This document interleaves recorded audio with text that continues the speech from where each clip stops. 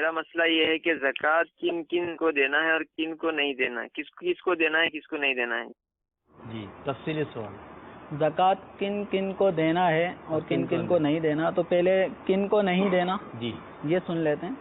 تو اپنے والدین کو، چاہے وہ کتنے ہی محتاج ہوں، کتنے ہی حاجت مند ہوں، اپنے والدین کو نہیں دے سکتے.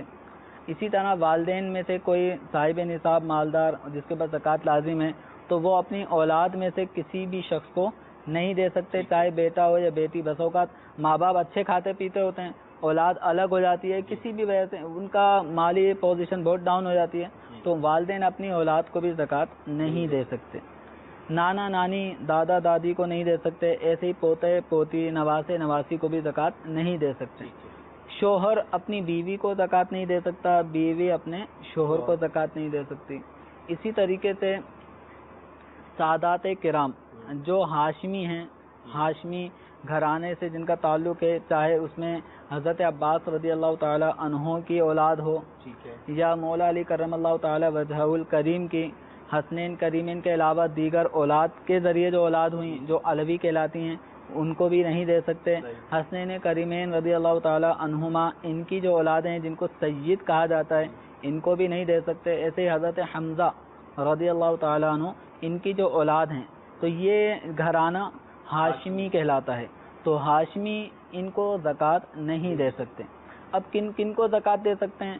تو اپنے بھائی بہن بھتیجے بھتیجی بھانجے بھانجی پھوپھی خالہ ماموں تایا، اس طرح کے جو رشتہ دار ہو گئے اور ان کی آگے اولاد ہیں ان کو زکوٰۃ دے سکتے ہیں، بشرط یہ کہ وہ ہاشمی نہ ہوں، اور دوسری بات یہ کہ وہ شرعی فقیر ہوں.